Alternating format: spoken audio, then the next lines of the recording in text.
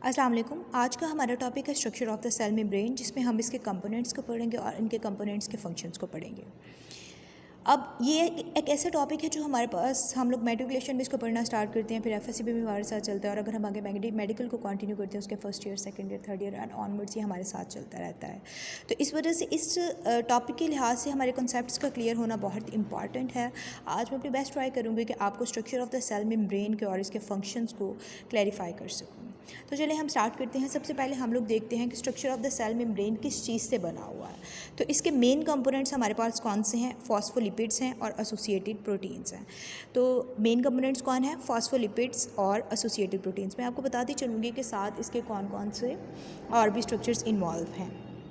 अच्छा, सबसे पहले हमें पता होना चाहिए कि सेल मेम्ब्रेन एक्चुअली है क्या है।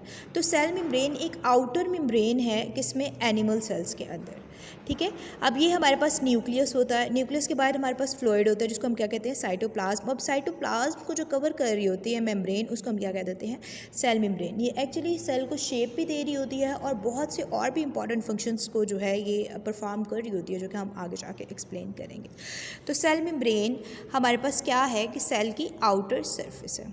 अब सबसे पहले हम लोग देखते हैं, हम लोग शुरू से पढ़ते आ रहे हैं मेट्रिकुलेशन से कि हम लोगों ने जो सेल मेम्ब्रेन है ये लिपिड बाइलेयर स्ट्रक्चर है। तो ये कैसे हम लोगों ने कहा कि लिपिड बाइलेयर स्ट्रक्चर है? क्योंकि जब हमने इसके स्ट्रक्चर को थॉरली रीड किया तो हमने क्या देखा कि ये लिपिड्स से मिलके बनी हुई है, और लिपिड्स भी लेयर्स की फॉर्म में है, 2 लेयर्स की फॉर्म में, और बहुत ज़्यादा लिपिड्स हैं, इसलिए हमने इसको क्या कह दिया? Lipid bilayer structure. Because of the cell membrane has lot of molecules of the lipid and also have a double layer, so this is called as lipid bilayer structure. अच्छा, अब हम लोग सबसे पहले मैंने आपको बताया था कंपोनेंट्स कौन से हैं? फॉस्फोलिपिड और एसोसिएटेड प्रोटीन्स। तो सबसे पहले हम लोग देख लेते हैं फॉस्फोलिपिड्स को। तो फॉस्फोलिपिड्स क्या है? अच्छा, फॉस्फोलिपिड्स का हम लोगों ने नाम सुना है कि ये क्या है? लिपिड्स होते हैं फॉस्फेट ग्रुप के साथ। तो फॉस्फोलिपिड का स्ट्रक्चर किस तरह का होता है? ये इस तरह का एक स्ट्रक्चर होता है इसका फॉस्फोलिपिड का। इसमें क्या है कि एक हमारे पास पोलर एंड होता है और दूसरा हमारे पास क्या होता है? नॉन पोलर एंड होता है। अब ये जो पोलर एंड है ये हमारे पास क्या है? फॉस्फेट है। अब ये जो नॉन पोलर एंड, ये जो मैंने येलो लाइंस लगाई हुई, ये क्या है? हमारे पास फैटी एसिड्स। अब पोलर एंड और नॉन पोलर एंड का क्या मतलब है? पोलर एंड का मतलब क्या है? ये चार्ज है, लेकिन नॉन पोलर एंड का क्या है? इस पर कोई चार्ज नहीं है। तो हमारे पास इसका हेड जो है वो क्या है? पोलर है, और वो क्या है? फॉस्फेट है। और जो इसकी टेल्स हैं, जिसको हम कह सकते हैं ये इसके लेग्स हैं, तो ये क्या है? हमारे पास फैटी एसिड्स हैं, और ये क्या है? नॉन पोलर स्ट्रक्चर्स हैं। तो इससे हमें ये क्लियर हो गया तो कि जो पोलर स्ट्रक्चर्स हैं वो क्या है? फॉस्फेट हैं, और नॉन पोलर स्ट्रक्चर्स क्या हैं? फैटी एसिड्स हैं। जो पोलर स्ट्रक्चर है उन पे चार्ज है और वो हेड है फॉस्फोलिपिड का, और जो नॉन पोलर स्ट्रक्चर है उन पे चार्ज नहीं है और वो क्या है? लेग्स हैं फॉस्फोलिपिड्स की या tail. Okay, before moving towards मैं आपको बताती चलूँ कि मैं जो भी हम लोग अगर किसी सेल का स्ट्रक्चर को डिफ़ाइन करने की कोशिश करते हैं तो हमें उसके एक्स्ट्रा सेलुलर इन्वायरमेंट के बारे में और इंट्रा सेलुलर इन्वायरमेंट के बारे में पता होना चाहिए। तो मैं आपको बताती चलूँ कि ये मैंने जो ब्लू लाइन ड्रॉ की है ये है सेल मेम्ब्रेन, और ये वाला एक हमारे पास पूरा सेल है। तो जो सेल मेम्ब्रेन से बाहर वाला पार्ट है उसको हम क्या कह देते हैं? एक्स्ट्रा सेलुलर इन्वायरमेंट है, और जो सेल मेम्ब्रेन से अंदर वाला पार्ट है इसको हम क्या कह देते हैं? इंट्रा सेलुलर इन्वायरमेंट है। तो मैं आपको बताती चलूँ कि एक्स्ट्रा सेलुलर इन्वायरमेंट भी एक्वियस है और इंट्रासेलुलर इन्वायरमेंट भी क्या है? एक्वियस है। तो फिर फ़र्क क्या है? तो हम लोग कह सकते हैं कि जो सेल मेम्ब्रेन है वो सेपरेट करती है क्या? हमारे पास एक्स्ट्रा सेलुलर इन्वायरमेंट को इंट्रासेलुलर इन्वायरमेंट से। आप ये देख सकते हैं ये इंट्रासेलुलर इन्वायरमेंट है, ये भी एक्वियस है, ये एक्स्ट्रा सेलुलर इन्वायरमेंट है, ये भी एक्वियस है, और ये सेल मेम्ब्रेन क्या कर रही है? इसको सेपरेट कर रही है। तो हम इसका मतलब एक स्टेटमेंट बना सकते हैं that cell membrane separates the extracellular aqueous environment from the intracellular aqueous environment. ठीक है। तो हमारे पास सेल के जो बाहर वाला स्ट्रक्चर है वो क्या है? एक्वियस है, अंदर वाला भी एक्वियस है। तो फिर सेल मेम्ब्रेन बाहर वाले इन्वायरमेंट को, एक्वियस इन्वायरमेंट को, अंदर वाले एक्वियस इन्वायरमेंट से क्या कर रही होती है? सेपरेट कर रही होती है। अब हम देख लेते हैं कि अरेंजमेंट ऑफ फॉस्फोलिपिड जो है वो किस तरह से। मैंने आपको बताया था कि ये लिपिड की शक्ल में होता है। लिपिड जो होते हैं हमारे पास बाइलेयर शक्ल होती है इनकी, मतलब कि ये 2 लेयर्स की फॉर्म में होते हैं। ये एक लेयर है, ये दूसरी लेयर, ये एक ही मेम्ब्रेन की मैं बात कर रही हूँ। ठीक है। ये मेम्ब्रेन को मैंने इस पार्ट में से खोला, यहाँ पे वो क्लोज्ड है। ठीक है। इस पार्ट में मैं अगर आपको खोल के दिखाऊँ तो ये हमारे पास क्या है? पोलर पार्ट है फॉस्फोलिपिड का। ये क्या है? नॉन पोलर पार्ट है फॉस्फोलिपिड का। यहाँ पे भी ये वाला पार्ट क्या है? हमारे पास पोलर पार्ट है, और ये वाला क्या है? नॉन पोलर पार्ट है। हम सबको पता है कि जो पोलर पार्ट होता है वो वाटर में क्या होता है? सॉल्यूबल होता है, ऐसे ही है ना। तो हमारे पास जो पोलर पार्ट है वो क्या है? वाटर में सॉल्यूबल है, इसलिए हम इसको क्या कह देते हैं? हाइड्रोफिलिक पार्ट है। Hydro means water and philic मतलब लविंग।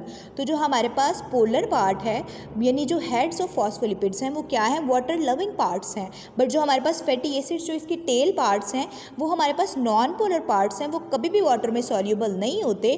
दैट्स वाई हम उनको क्या कह देते हैं, वो हाइड्रोफोबिक पार्ट्स हैं। तो आप लोग देख सकते हैं कि ये जो एक्स्ट्रा सेलुलर इन्वायरमेंट के साथ जिसकी अटैचमेंट है वो कौन सा है हमारे पास, कौन से पार्ट्स हैं, ये वाले कौन से पार्ट्स हैं हमारे पास, जी ये वही हैं हाइड्रोफिलिक पार्ट्स। और ये वाले अगर हम इंट्रासेलुलर इन्वायरमेंट के साथ भी देखें तो हमारे पास कौन से पार्ट्स हैं, जो इंट्रासेलुलर इन्वायरमेंट है, ये इंट्रा या एक्स्ट्रा। इंट्रासेलुलर इन्वायरमेंट में अगर हमारे पास देखें तो हेड्स हैं, और हेड्स क्या हैं, हाइड्रोफिलिक पार्ट्स हैं। ठीक है, मतलब ये क्या है, वाटर लविंग पार्ट्स हैं, वाटर में सॉल्यूबल हो जाएंगे। लेकिन if we look at the core, ये जो कोर बन रही है हमारे पास, क्या ये हाइड्रोफिलिक है? Of course not.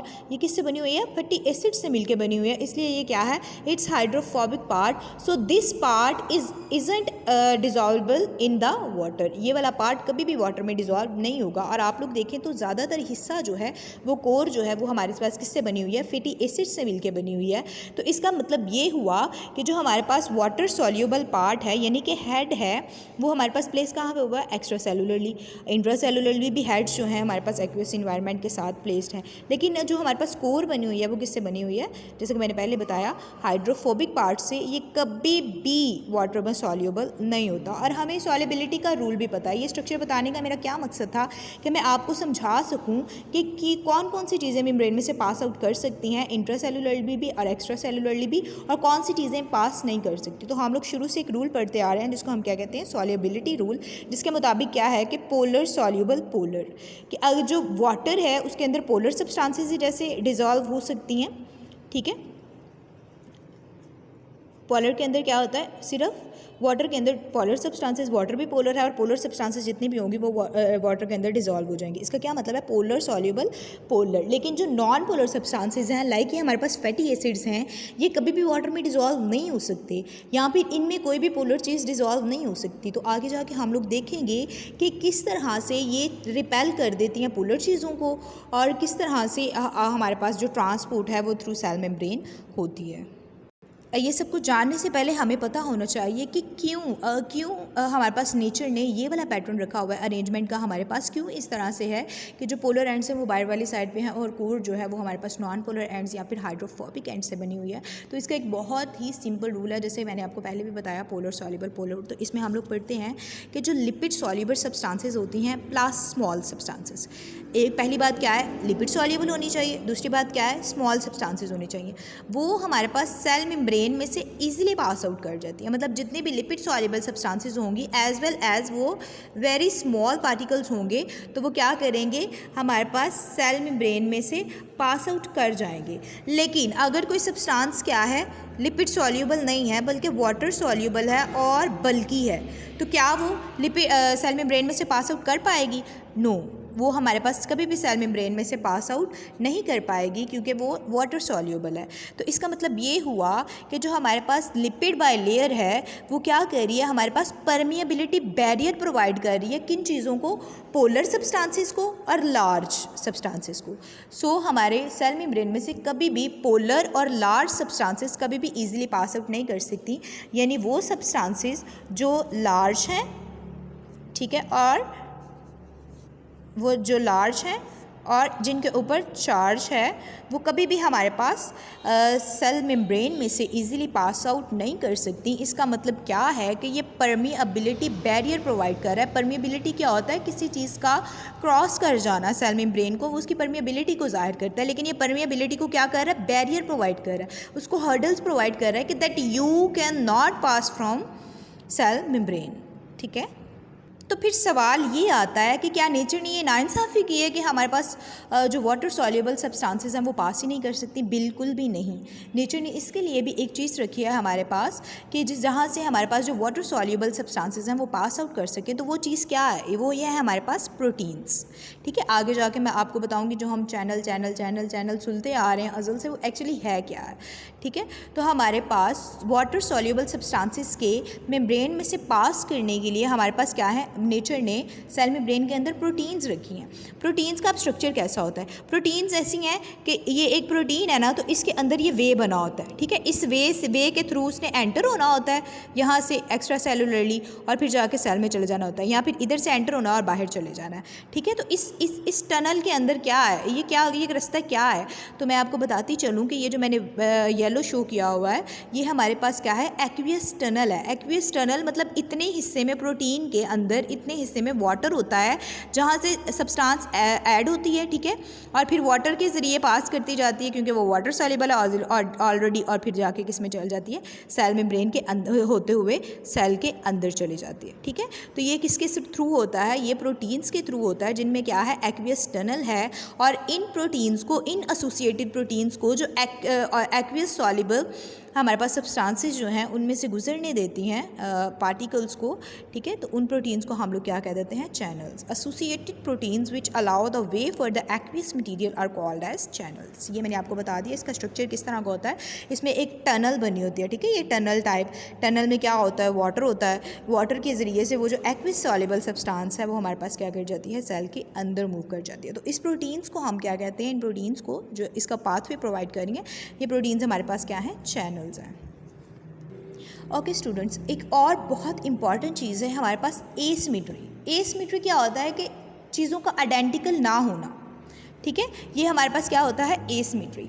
तो मैं आपको बताती चलूँ कि जो हमारे पास सेल मेम्ब्रेन है, लिपिड बाय लेयर है, तो इसके दोनों लेयर, ठीक है, ये हमारे पास आउटर लीफ फ्लैट और ये हमारे पास क्या है? इनर लीफ फ्लैट, यानी पहली लेयर दूसरी लेयर, ये एक दूसरे के बिल्कुल भी सिमिलर नहीं होती, बिल्कुल आइडेंटिकल नहीं होती, ठीक है। किस वजह से आइडेंटिकल नहीं होती ये मैं आपको रीजंस बाद में बताऊंगी, लेकिन नेचर ने हमारे सेल मेम्ब्रेन के अंदर एसिमेट्री रखी हुई है। सिमिलैरिटी, आइडेंटिकल जो हमारे पास हैं लेयर्स वो नहीं होती।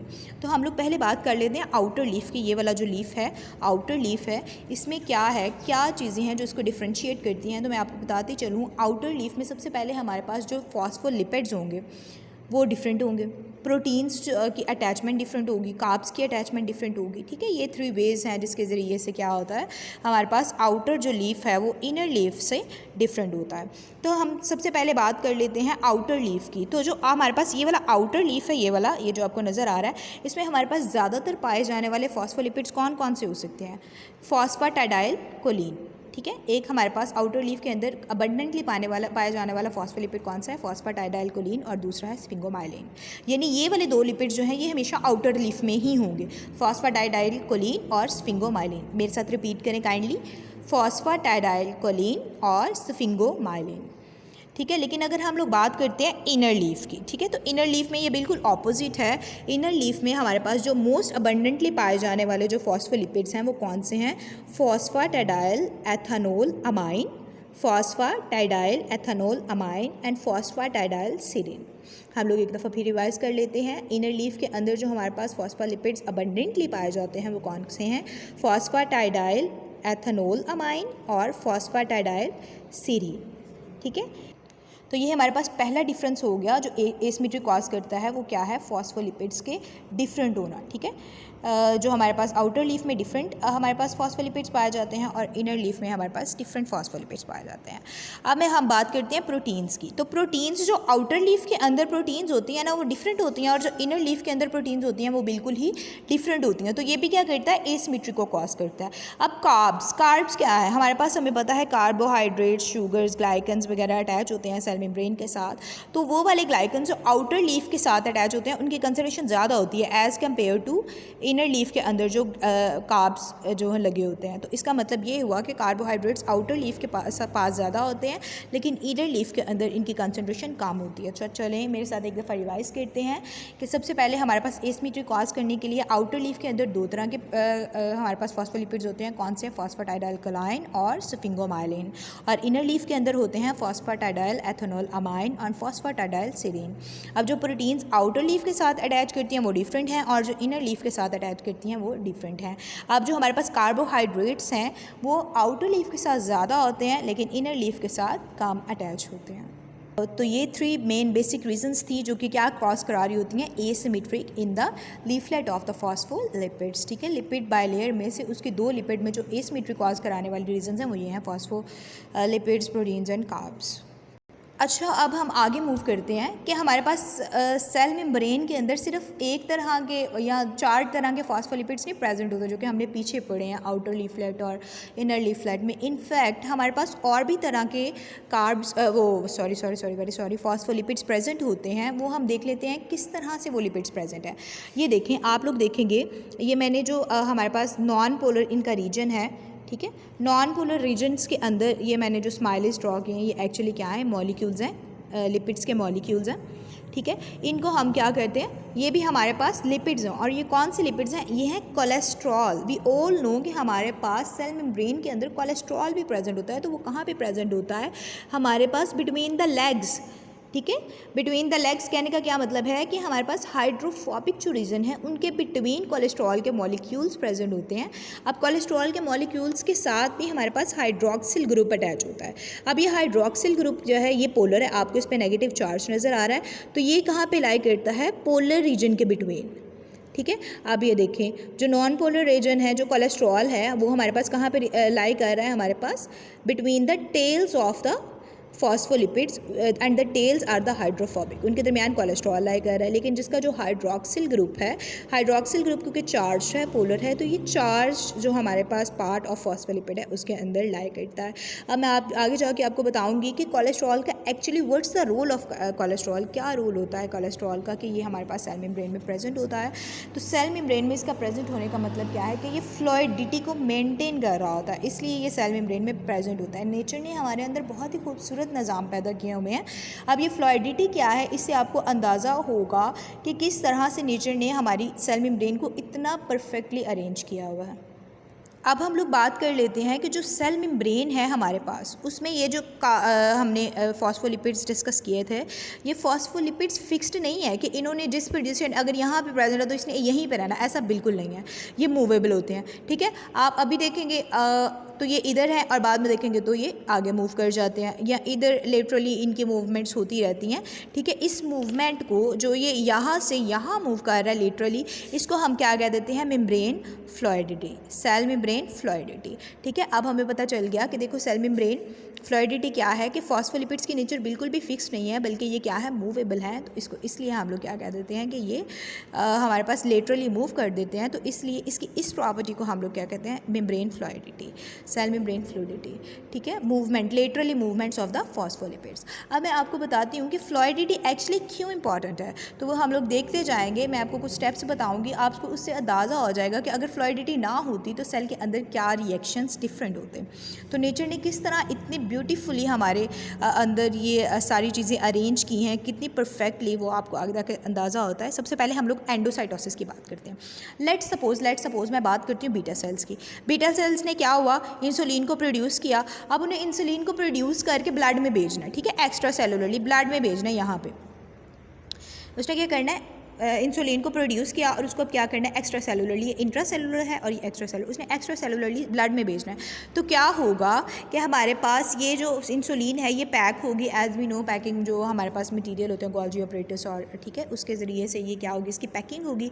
अब ये पैकिंग ने बाहर मूव करना है, बाहर मूव करने के लिए इसको सेल मेम्ब्रेन से गुजरना पड़ेगा। ऑफकोर्स जब ये सेल मेम्ब्रेन से गुजरेगी तो सेल मेम्ब्रेन को एक क्या देना पड़ेगा, इसको रास्ता, इसको पास आउट करने के लिए एक रास्ता देना पड़ेगा यहाँ से, ठीक है। तो अगर उसमें फ्लेक्सिबिलिटी ना हो, वो अपनी जगह से हटे ही ना, तो क्या वो रास्ता दे पाएगी?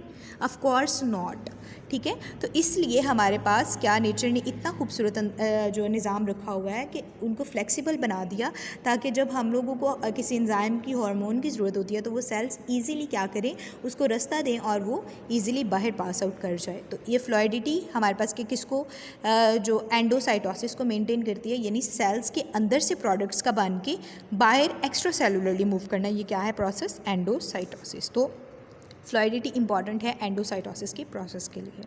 अब हम लोग बात कर लेते हैं नेक्स्ट एक्सोसाइटोसिस की। एज वी नो कि हमारे सेल्स को और हमारी बॉडी को बहुत सारे बैक्टीरिया, बहुत सारे जो पैथोजेंस हैं उनका सामना करना पड़ता है।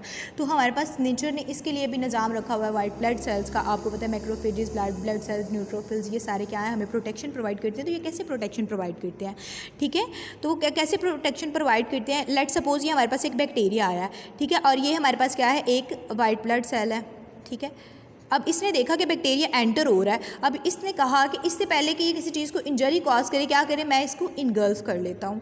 अब ये क्या हुआ, बैक्टीरिया के पास गया, ठीक है, कीमोटैक्सिस हुई और उसके ज़रिए से ये बैक्टीरिया आ गया हमारे पास वाइट ब्लड सेल के अंदर। अब इस वाइट ब्लड सेल के अंदर इसने मूव करना है हमारे पास इंट्रासेलुलरली, ताकि ये लाइजोजाइम्स के अंदर, लाइजोसोम्स के अंदर जो लाइजोसोम्स जो होते हैं हमारे पास, उनके अंदर एंजाइम होते हैं लाइजोजाइम, ठीक है, तो लाइजोजाइम्स के ज़रिए से ये डिस्ट्रॉय हो पाए। तो अब देखो, अगर ये बैक्टीरिया, अगर हमारे पास फ्लूइडिटी ही ना प्रेजेंट होती इन मॉलिक्यूल्स के अंदर, जो फॉस्फोलिपिड्स हैं, ये रास्ता ही ना उसको देते, तो कैसे ये बैक्टीरिया अंदर मूव कर पाता और कैसे ये किल हो पाता। तो नेचर ने कितना ब्यूटीफुली अरेंज किया है इस फंक्शन को भी, कि हमारे पास क्या होते हैं, फॉस्फोलिपिड्स अपनी जगह से हट जाते हैं, लिटरली मूव कर जाते हैं और रास्ता दे देते हैं किसको, बैक्टीरिया को मूव करने के लिए। बाहर से बैक्टीरिया अंदर मूव कर रहे हैं ताकि उनकी क्या हो सके, डिस्ट्रक्शन हो सके वाइट ब्लड सेल्स के अंदर। तो ये प्रोसेस क्या है, एक्सोसाइटोसिस। वेरी सॉरी, मैंने यहाँ पे एंडो लिख दिया हुआ है, बट इट्स एक्सोसाइटोसिस।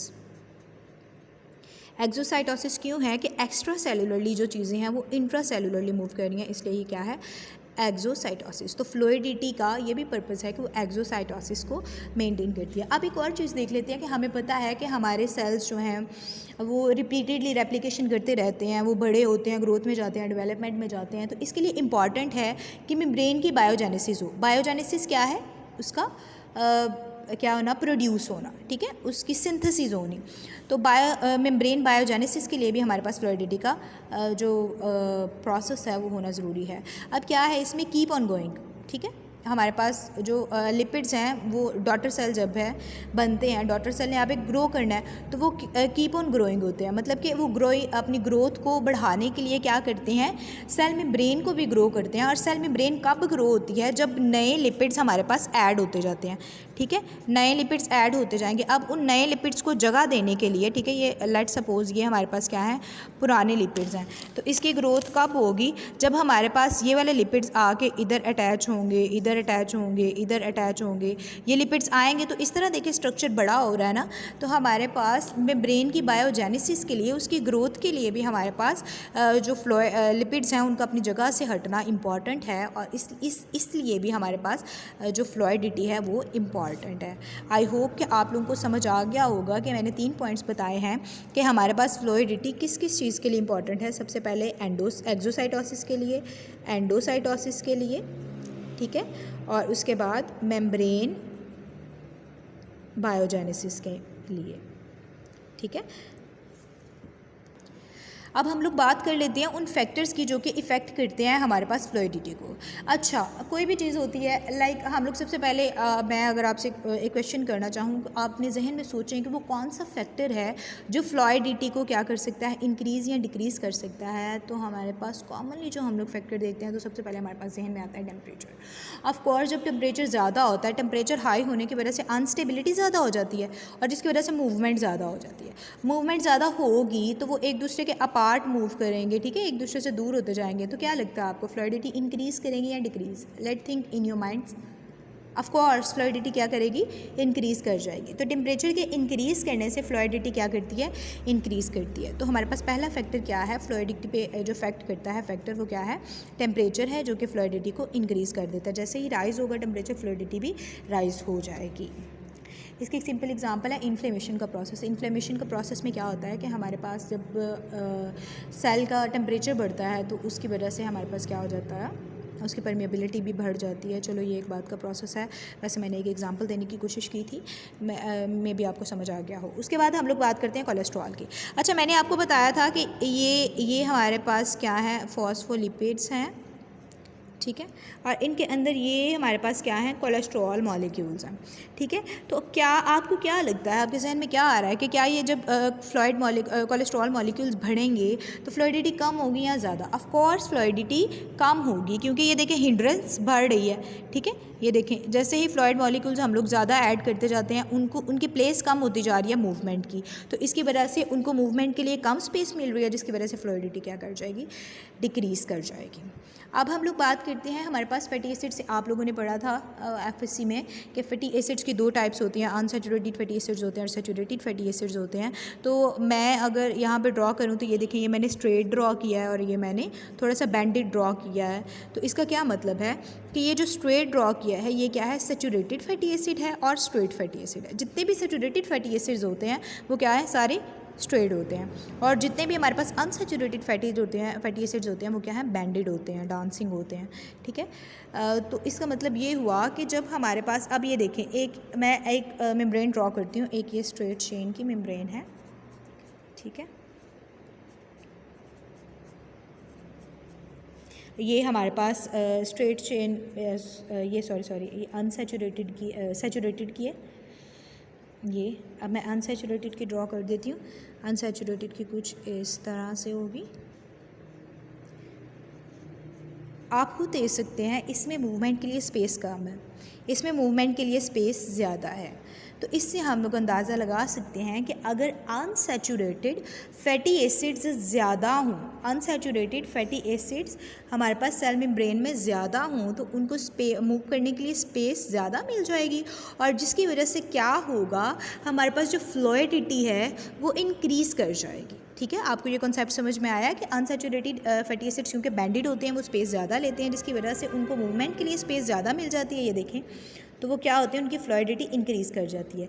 लेकिन अगर हम लोग बात करते हैं सैचुरेटेड फैटी एसिड्स की जो कि स्ट्रेट होते हैं, ठीक है, अब ये देखें, इनके लिए मूवमेंट के लिए स्पेस बहुत कम है, तो क्या लगता है इनकी फ्लूइडिटी कम होगी या ज़्यादा? ऑफ कोर्स इनकी फ्लूइडिटी कम होगी। तो अगर सेल मेम्ब्रेन में हमारे पास अनसैचुरेटेड फैटी एसिड ज़्यादा हैं तो फ्लूइडिटी क्या होगी, इंक्रीज़ कर जाएगी। लेकिन अगर जो हमारे पास सैचुरेटेड फैटी एसिड ज़्यादा हैं तो हमारे पास फ्लूइडिटी क्या कर जाएगी, डिक्रीज़ कर जाएगी। तो हम लोगों ने आज क्या क्या पढ़ा, सबसे पहले हम लोगों ने पढ़े कंपोनेंट्स में क्या थे, फॉस्फोलिपिड्स थे और एसोसिएटेड प्रोटीन्स ही। फॉस्फोलिपिड के भी 2 पार्ट थे हमारे पास, पोलर और नॉन पोलर। उसके बाद हमें पता चल गया कि जो पोलर है वो हाइड्रोफिलिक होते हैं और जो नॉन पोलर होते हैं वो हाइड्रोफोबिक होते हैं। उसके बाद हम लोगों ने पढ़ा कि कौन कौन सी चीज़ें जो हैं वो मूव कर सकती हैं हमारे सेल मेम्ब्रेन के अंदर से, यानी जो लिपिड सॉल्युबल होती हैं और स्मॉल सब्सटेंसेस होती हैं वो सेल मेम्ब्रेन के अंदर से इजीली पास कर जाती हैं। लेकिन जो वाटर सॉल्युबल और लार्ज सब्सटेंसेस होती हैं वो जो है ना पास नहीं कर पाती सेल मेम्ब्रेन में से ईजिली, और परमेबिलिटी बैरियर प्रोवाइड करती है इनके अगेंस्ट हमारी सेल मेम्ब्रेन। उसके बाद हम लोगों ने पढ़ा कि फिर नेचर ने ऐसा क्या तरीका रखा हुआ है कि हमारे पास जो एक्विस सॉल्युबल या फिर वाटर सॉल्युबल जो सब्सटेंसेस हैं वो पास आउट कर जाएं सेल मेम्ब्रेन के अंदर से, तो वो हमें पता चला कि एसोसिएटेड प्रोटीन्स होती हैं जिनको हम क्या कहते हैं, चैनल्स कहते हैं। उसके बाद हम लोगों ने देख लिया था कि हमारे पास जो लिपिड बाइलेयर है उसकी लेयर में एसिमेट्री, और वो किन किन चीज़ों की वजह से है, फॉस्फोलिपिड्स की वजह से है, प्रोटीन्स की वजह से और कार्ब्स की वजह से है। फिर हम लोगों ने देखा कि प्रोटीन सिर्फ जो हमारे पास सेल मेम्ब्रेन है वो सिर्फ फॉस्फोलिपिड से ही मिलकर नहीं बनती, बल्कि उनमें और भी मॉलिक्यूल्स होते हैं जो कि क्या होते हैं, कोलेस्ट्रॉल्स होते हैं। ठीक है, कोलेस्ट्रॉल का क्या काम होता है, फ्लूइडिटी को मेंटेन करना। अब ये फ्लूइडिटी क्या चीज़ है, तो फ्लूइडिटी क्या है, हमारे पास फॉस्फोलिपिड्स का लेटरली मूव कर जाना, ये हमारे पास क्या है, सेल मेम्ब्रेन फ्लूइडिटी है। इसमें हम लोगों ने पढ़ा फ्लूइडिटी किस किस चीज़ में रोल प्ले करती है, एंडोसाइटोसिस में, एक्सोसाइटोसिस में और मेम्ब्रेन बायोजेनेसिस में। उसके बाद हम लोगों ने देखा कौन कौन से फैक्टर्स फ्लूइडिटी को इफेक्ट कर सकते हैं, तो वो कौन कौन से हैं, टेम्परेचर, कोलेस्ट्रॉल और सैचुरेटेड एसिड्स और अनसैचुरेटेड एसिड्स। तो ये सारे हम लोगों ने पढ़ लिए। अब हम नेक्स्ट वीडियो में बनाएंगे आगे। अब मैं आगे आपको इसके बताऊँगी फंक्शंस।